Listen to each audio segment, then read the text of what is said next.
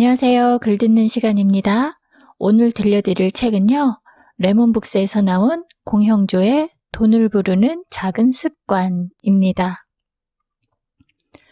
평생을 바꿔놓을 돈 공부, 5년 후 부자가 될 나에게. 1% 부자들이 모두 실천하는 이것이 있다는데요. 과연 그 이것이 무엇인지 알아보도록 하겠습니다. 먼저 저자에 대해 알아보면요. 잘 다니던 대기업을 퇴직하고 투자자가 됩니다. 하지만 결과가 그렇게 좋지 않았다고 해요. 일평생 금융업에 종사했지만 정작 돈의 속성을 몰랐다고 합니다.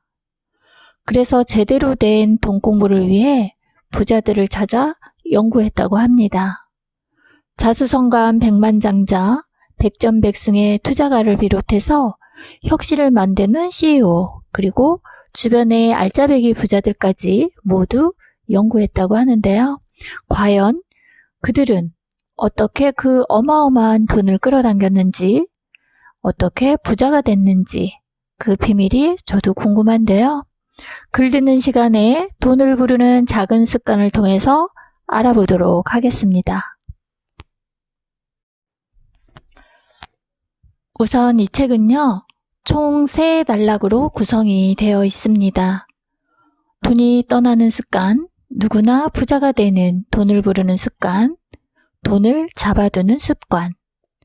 이 중에 두 번째 단락인 누구나 부자가 되는 돈을 부르는 습관이 가장 많은 분량을 차지하고 있는데요. 부자들만 아는 부자들의 습관이라는 부제를 달고 있습니다. 글 듣는 시간에서는 이 부분을 집중적으로 파헤쳐 보려고 합니다. 참고로 이번엔 총 3부로 나눠서 들려드리도록 하겠습니다.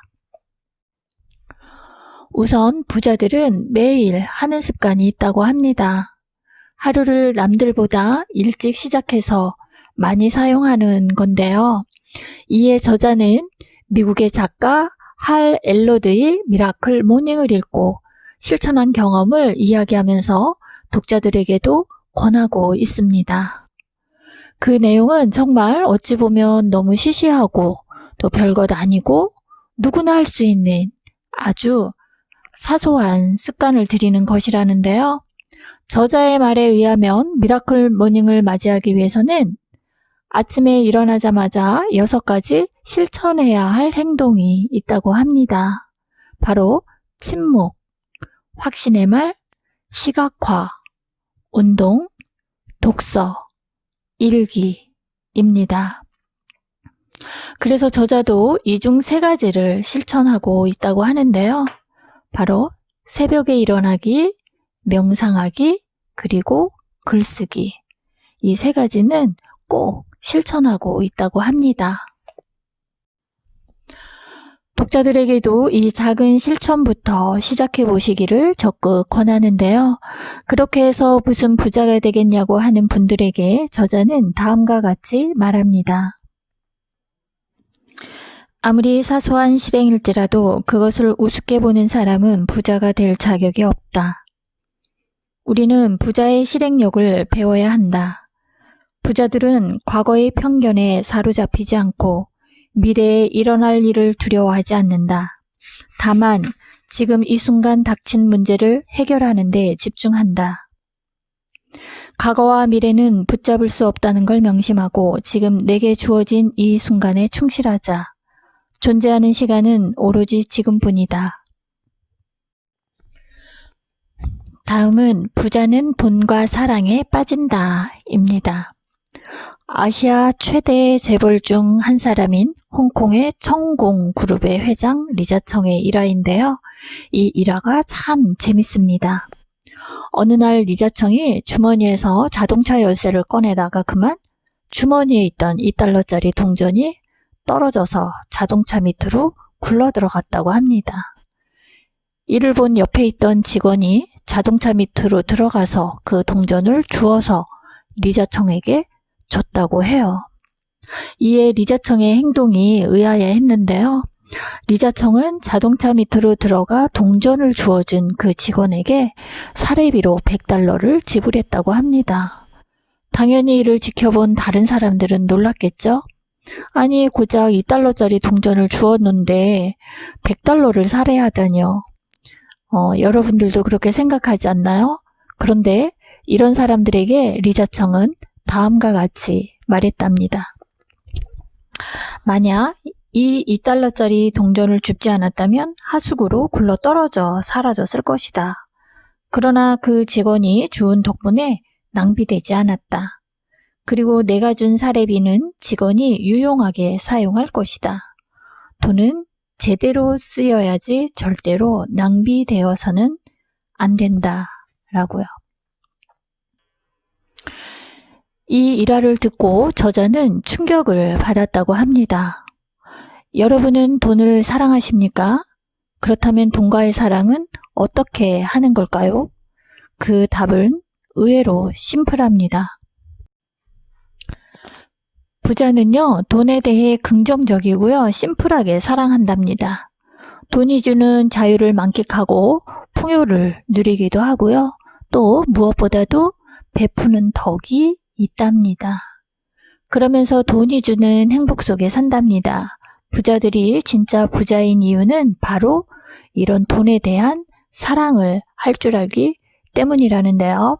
돈과의 사랑을 잘 하려면 돈의 가치를 알고 돈이 제 가치를 발휘할 수 있도록 사용하고 아껴주는 것, 또 돈을 잘 활용하는 것이 돈과의 사랑을 잘 하는 것이라고 합니다. 그러면서 저자는 다시 한번 강조하는데요. 돈을 귀하게 여기는 마음이 진정 부자가 되는 길을 열어준다고 하면서 독자들에게 과제를 줍니다. 나는 진정 돈을 사랑하고 제대로 사랑할 줄 아는 사람인지 스스로 질문해 보라고 말이죠.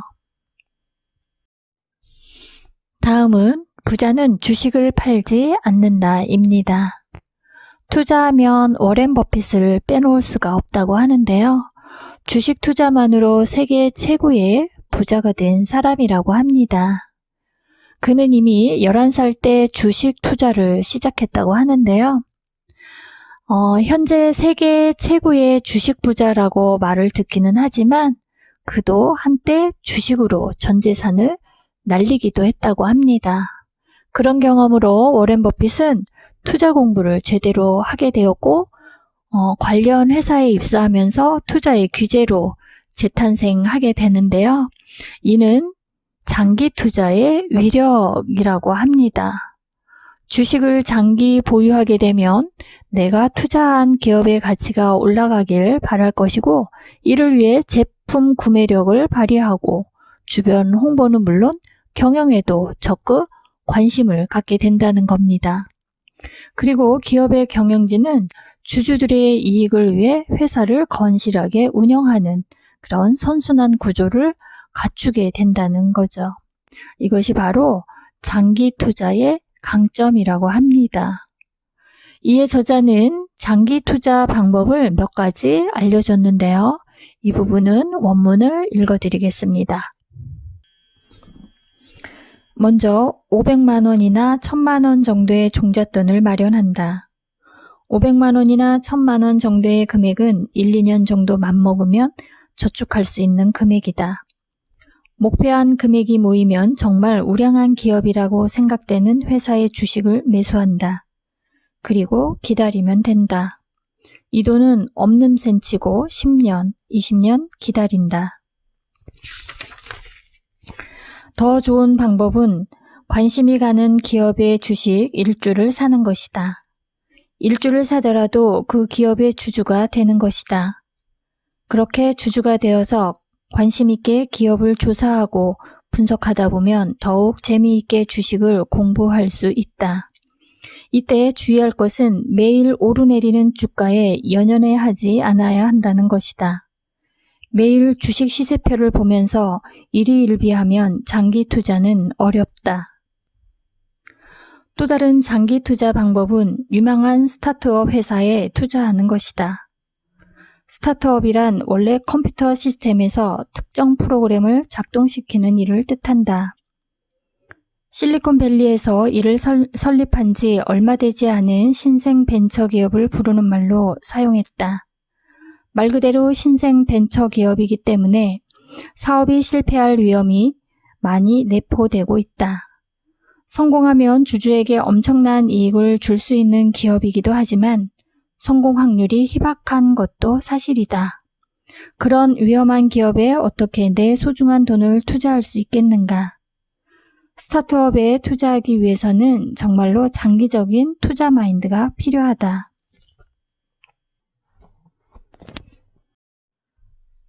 다음은 부자는 푼돈에 약하고 큰돈에 과감하다입니다. 부자들은요, 적은 액수의 돈이든 큰 액수의 돈이든 그 가치는 같다고 생각한답니다. 돈의 가치를 알아주는 일은 정말 중요한 것 같습니다. 내가 돈의 가치를 알아주면 돈도 자기의 가치를 알아주니 주인을 고마워하고 주인을 위해 일할 것 같습니다. 그래서 그런지 부자들은요, 자신에게 쓰는 돈은 인색하다고 합니다. 그러나 사업에 투자하는 돈이나 기부에는 과감하게 쓴다고 해요. 돈의 가치가 어디에서 발휘하는지 잘 아는 습성 때문이 아닐까 하는데요.